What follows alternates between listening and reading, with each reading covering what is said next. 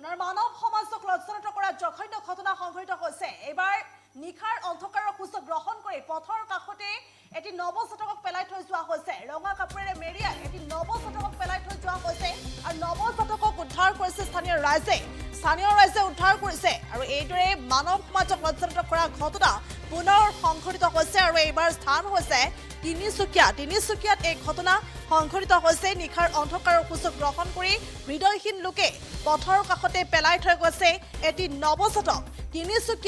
তিনিচুকীয়া চহৰৰ housing colony পথতে এই ঘটনা সংঘটিত হৈছে। পুনৰলৈ কৈছো, তিনিচুকীয়া চহৰৰ হাউচিং কলনী পথত পেলাই থৈ যোৱা অৱস্থাত স্থানীয় ৰাইজে উদ্ধাৰ কৰিছে এটি নৱজাতকক কাপোৰেৰে মেৰিয়াই থৈ যোৱা অৱস্থাত স্থানীয় ৰাইজে উদ্ধাৰ কৰিছে বুলি জানিব পৰা গৈছে। নৱজাতকটিৰ গাত তেজ লাগি আছিল আৰু লগতে নৱজাতকটিৰ গাত কোনো ধৰণৰ কাপোৰ নাছিল, কিন্তু এখন ৰঙা কাপোৰেৰে মেৰিয়াই থৈ গৈছে। প্ৰচণ্ড শীত আৰু প্ৰচণ্ড শীতৰ মাজতে হৃদয়হীন লোকে এই জঘন্য ঘটনা সংঘটিত কৰিছে।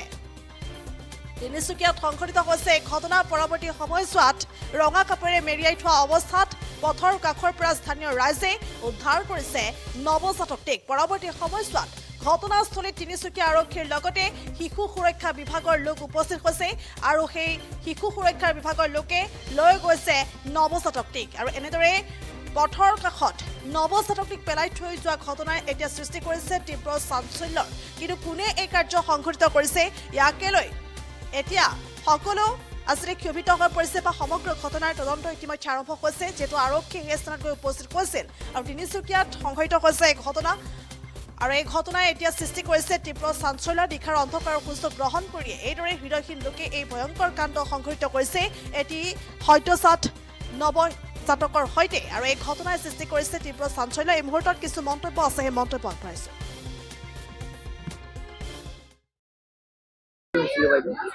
আমি মানে শুনিছো দুগৰাকী মাইকী মানুহ সেই অকমান আগত মন্দিৰৰ এইটো চাইডত বহি আছিলে। তেওঁলোকে কৰিছে নেকি নাজানো, কিন্তু অলপ পিছতে তাত এটা বাচ্চা পেলাই থৈ গ'ল।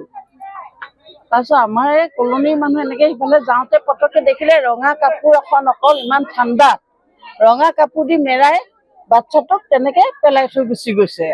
তাৰপিছত আমাৰ ল'ৰা কিছুমানে উঠাই লৈ আহিলে।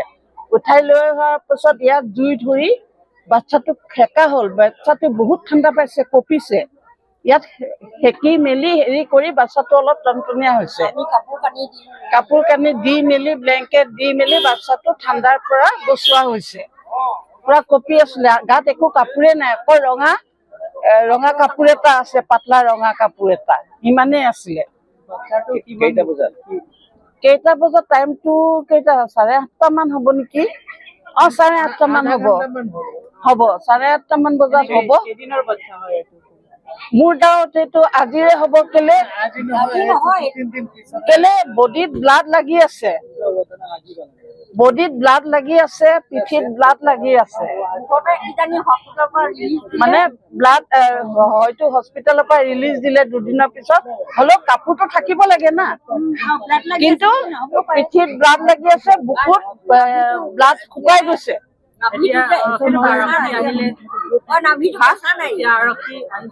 আৰক্ষী আহিছে, আৰক্ষীয়ে তেওঁলোকৰ হেৰি কৰি পিনে বাচ্ছাটোক লৈ গৈছে ইনভেষ্টিগেশ্যনৰ কাৰণে। বাচ্ছাটোক লৈ গৈছে এতিয়া। যিকোনো খবৰৰ বাবে যোগাযোগ কৰক আমাৰ এই নম্বৰত 9181 307 221।